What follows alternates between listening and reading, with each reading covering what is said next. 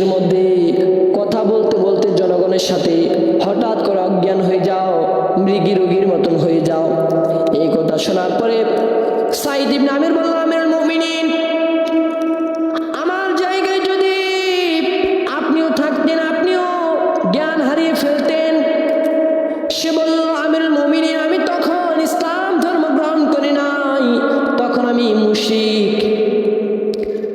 আমরা মদিনা থেকে খুবাইবকে গ্রেফতার করে আনলাম, ধরে আনলাম।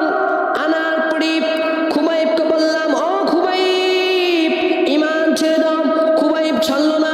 খুবাইবকে আমরা মার দিলাম, জুলুম করলাম, কিন্তু খুবাইব তারপরে ঈমান ছাড়লো না। খুবাইবকে আমরা খাবার দাবার বন্ধ করে দিলাম, জেলের মধ্যে ঢুকায় রাখলাম। আমি লক্ষ্য করে দেখলাম খুবাইবের খাবার আমরা বন্ধ করে দিয়েছি, তো কি হয়েছে? খুবাইবের খাবার জানি কোথা থেকে চলে আসি।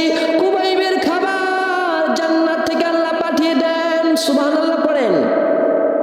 আমার ভাইয়েরা, সাঈদ ইবনে আমির বলেন, আমিরুল মুমিনিন, আমরা এরপরে খুবাইবকে মারার জন্য শেষ পর্যন্ত পরিকল্পনা করে ফেললাম। খুবাইবকে আর বাঁচায় রাখবো না। খুবাইবকে মেরে আমরা বদরের নিহতদের প্রতিশোধ নেব। খুবাইবকে মারা হবে। চারিদিকে ঢোল পিটায় দেওয়া হলো। হাজার হাজার মানুষ আসলো। ওই মানুষের ভিড়ের মধ্যে আমিও ছিলাম সামনের কাতারে। খুবাইবকে মারা হবে যখন, তার আগে খুবাইবকে বলো, খুবাইব, তোমার জীবনের কি কোনো শেষ ইচ্ছা আছে? খুবাইব বলল, একটা আমার শেষ অন্তিম ইচ্ছা আছে, সেটা হচ্ছে আমাকে একটু পানি দাও। পানি দিয়ে দেওয়া হলো তাকে। খুবাইব উজু করলো। উজু করার পরে 2 রাকাত নামাজ পড়লো। নামাজ পড়ার পরে সে আল্লাহর কাছে দোয়া করলো, আল্লাহ, কতদিন হয়ে গেল আমি আমার নবীকে দেখি না। আল্লাহ, আপনি আমাকে যেভাবেই রাখেন না কেন, আমার নবীকে আপনি ঠিক রাখেন আল্লাহ। আমি হয়তো দুনিয়া থেকে বিদায় নিয়ে চলে যাব। আমার এই শেষ মৃত্যুর খবর আপনি আমার নবীর কাছে পৌঁছে দিন আল্লাহ।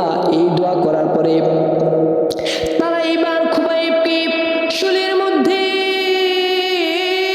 চড়াবে।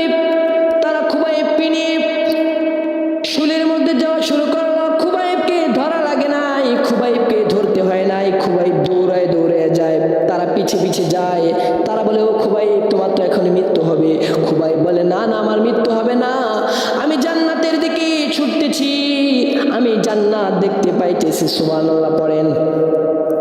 আমার ভাইয়েরা, এরপরে সাঈদ ইবনে আমির বলে, আমরা তাকে শুলির মধ্যে নিয়ে গেলাম।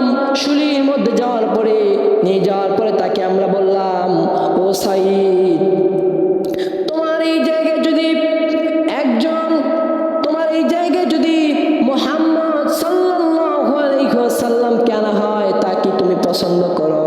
এই কথা যে বলেছে, যে ব্যক্তি মুখের মধ্যে থুতু জমা করে তার উপর নিক্ষেপ করে, তাকে বলল, আমি চাই না আমার এই জায়গায় আমার নবীকে আনা হোক, বিনিময়ে আমাকে ছেড়ে দেওয়া হোক, আমার নবীর উপর একটা গায়ের পশমের মধ্যে টোকা লাগুক, আমি খুবাইব এটা চাই না। তারা এরপরে খুবাইবের উপর মারা শুরু করলো। চারিদিক থেকে চিৎকার মেরে কাফেররা এসে খুবাইবকে মারা শুরু করলো। একজন খুবাইবের বুকের মধ্যে ধারালো অস্ত্র ঢুকাই দিল, বুকের এপার ওপারে বেরিয়ে গেল। এই কথা মক্কার মানুষেরা কিছুদিন পর ভুলে গেল, কিন্তু আমি সাঈদ ইবনে আমির ভুলতে পারি নাই।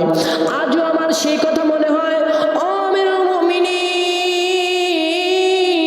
সেই কথা আমি যখনই মনে করি আমার মনে হয়, কেন আমি সেই দিন খুবাইবকে সাহায্য করলাম না। আমার মনে হয় আল্লাহ হয়তো আমাকে মাফ করবেন না। কিয়ামতের ময়দানে আল্লাহ যদি এই বিষয়ে আমাকে ধরে, এই বিষয়ে যদি প্রশ্ন করে, আমি সাঈদ ইবনে আমিরের কোনো উত্তর না